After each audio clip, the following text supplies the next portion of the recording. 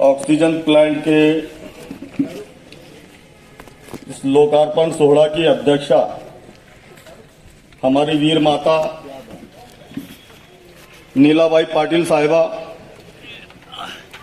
यहाँ पर उपस्थित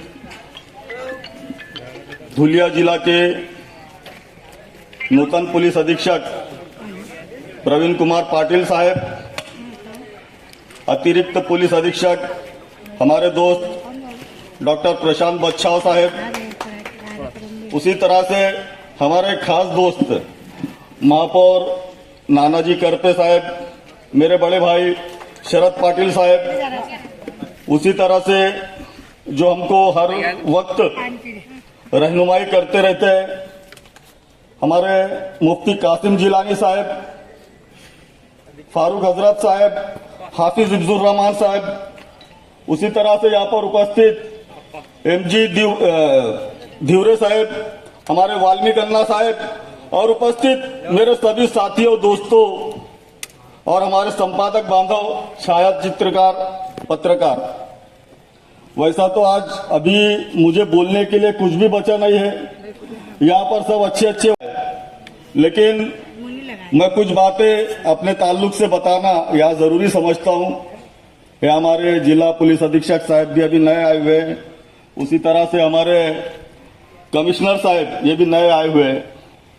साथियों, आप सब लोगों को सबसे पहले मैं एक पैगाम देना चाहूंगा कि आप सब लोग जानते हो कि मैं एक साधारण घराने से हूं, मुझे किसी भी तरह का कोई राजकीय वारसा नहीं मिला है।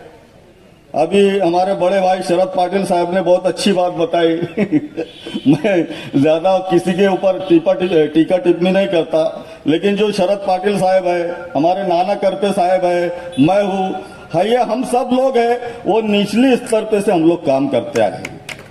हम लोग पहले कार्यकर्ता थे, बाद में नगर सेवक हुए, महापौर हुए, आमदार हुए, तब जाकर हमको ये सब सलीका आया। और ये जो बातें हमारे जहन में आती है ये कोई मामूली बातें नहीं है। हम सब लोगों को पहले बहुत सारी दिक्कतों का सामना करना पड़ा, और हर वक्त जब भी पूरे शहर का जब वातावरण खराब हो रहा था, उस वक्त प्रदीप नाना करपे, हमारे बड़े भाई शरद पाटिल साहब, वाल्मीकि अन्ना, एमजी धिवरे जी भाव, हम सब लोगों ने मिलकर पूरे शहर को शांत रखने की कोशिशें की है। और मैं ये पैगाम देना चाहूंगा कि आज एक साधारण घराने का आदमी, आज अल्लाह पाक ने, ईश्वर ने उसको आमदार बनाया। मैं समझता हूं उसकी सिर्फ वाहिद वजह यह है, उसका सिर्फ यह कारण है कि हम लोगों ने जो 2008 के दंगल में जो फसादात हो रहे थे, पूरे शहर में हम लोगों ने अपनी जान की परवाह ना करते हुए पूरे शहर को शांत रखने की कोशिश की। ये सिर्फ सबसे वाहिद वजह यह है। आप लोगों ने देखा होगा साथियों, कोरोना के वक्त हमारे शहर की क्या, पूरे मुल्क की क्या, पूरे दुनिया भर की इतनी खराब हालतें हो गई थी कि बाप को बेटा पहचान नहीं रहा था। ये समझ लो कि कयामत का माहौल था, और ये सिर्फ ईश्वर को ये बताना था, अल्लाह पाक को ये बताना था कि आखिर में सर्वश्रेष्ठ मैं हूं। दोस्तों, शहर का इतना खराब माहौल था, गरीबों को खाने पीने के लिए बहुत दिक्कतें हो रही थी।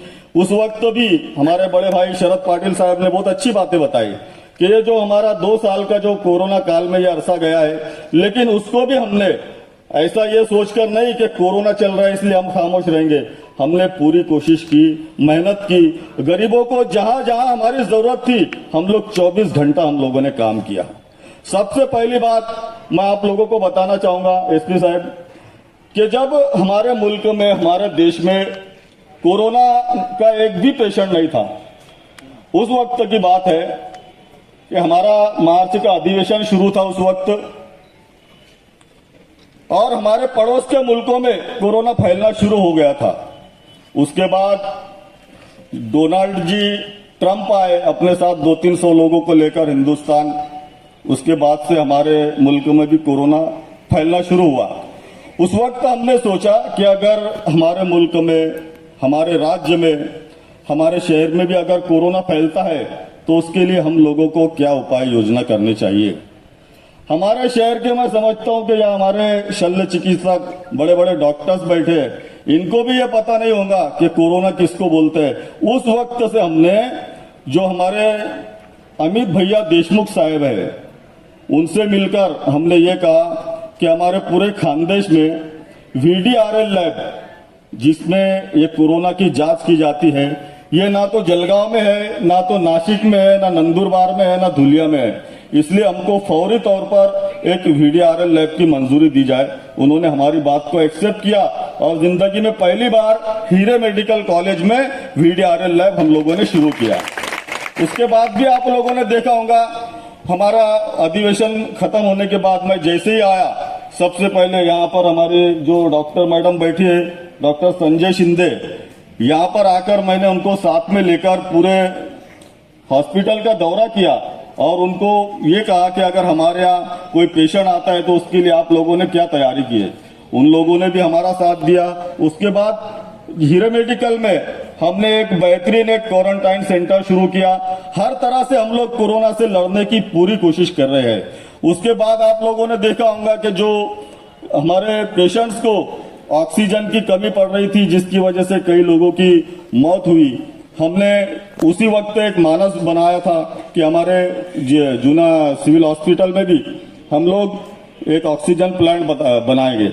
हमारे शरद पाटिल साहब की एक बहुत दिनों से मैं देखता आ रहा हूं कि उनकी भी एक संकल्पना है कि जो धुलिया का जो हमारा जिला रुग्णालय है वो जिस तरह से पहले चलता था उसी तरह से चलना चाहिए। उसके लिए हम लोग पूरा प्रयत्न कर रहे हैं सर। उसके लिए मैंने 3.25 करोड़ रुपए मंजूर करके लेकर आया हूं और पिछले अधिवेशन में मैंने इसका एक LAQ भी लगाया था, तारांकित प्रश्न लगाया था। और हम लोग जल्दी, हमारी पूरी कोशिश रहेगी कि हमारा जो जिला रुग्णालय है बेहतरीन तरीके से शुरू हो जाए। ज्यादा वक्त नहीं है। एक बार मैं आप सब लोगों को ये विनंती करना चाहूंगा, यहाँ पर जैसे मैं आज तक अपने तौर से काम कर रहा हूँ और जितना मुझसे हो रहा है मैं कर रहा हूँ, लेकिन आप सब लोगों को मुझसे ज्यादा जानकारी है। हमारे जो मार्गदर्शक लोग हैं उनसे ये विनंती करना चाहूंगा कि मैं अगर कहीं गलत कदम उठा रहा हूं तो आप लोग मुझे टोक सकते हैं। और अगर आप लोगों को मुझसे अच्छी कुछ योजनाएं कुछ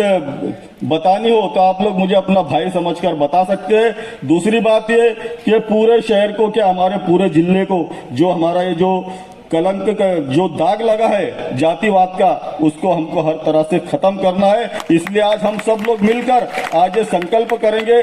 दूसरी बात, जो शहर के विकास के लिए आज महापौर साहब ने जो बात कही है, मैं उस पर लब्बैक कहता हूं। पूरे शहर के विकास के लिए जहां भी जैसे भी मेरी जरूरत पड़ेगी मैं आप सब लोगों के साथ हूं। रहा दूसरा सवाल कि ये जो कचरा संकलन की बात है, मैं आज आपको एक बात बोलना चाहूंगा, या कमिश्नर साहब भी मौजूद है। मेरे सिर्फ एक शर्त है कि जो कचरा संकलन का ठेकेदार है उसको सिर्फ आप लोगों को ये हुक्म देना होगा कि महानगर पालिका का कोई भी नगर सेवक उसमें पार्टनर नहीं रहेगा। मैं तुरंत अगले हफ्ते जाकर मिनिस्टर साहब से बैठकर वो स्थगिति उठाकर लेता हूं, लेकिन कचरा संकलन वाला जो ठेकेदार है उसको आप बुलाइए, उसको पहले पूरे शहर का मुआयना कराइए कि पूरे शहर में कहीं भी गंदगी और कचरा नहीं दिखना चाहिए और कोई भी नगर सेवक इसमें पार्टनर नहीं दिखना चाहिए। बस इतना कहता हूं। और आप दूसरी बात यह है कि जिस तरह से आज हमने ये ऑक्सीजन प्लांट यहाँ पर नस्ब किया है, लगाया है, एक बात जैसा हमने पीछे देखा था उस वक्त हमारे कमिश्नर अजीज शेख साहब थे कि जो ज्यादा मौतें हो रही थे उनको जलाने में लकड़ियां नहीं मिल पा रही थी। उस वक्त हमने सोचा कि हमको विद्युत शवदाहिनी बनानी चाहिए। तो मैंने एकवीरा देवी अमरधाम में और चित्तौड़गढ़ के अमरधाम में दोनों जगह विद्युत शवदाहिनी के लिए 1,40,00,000 रुपए मंजूर किया हूं और 1 महीने के अंदर उसका काम भी मैं शुरू करूंगा।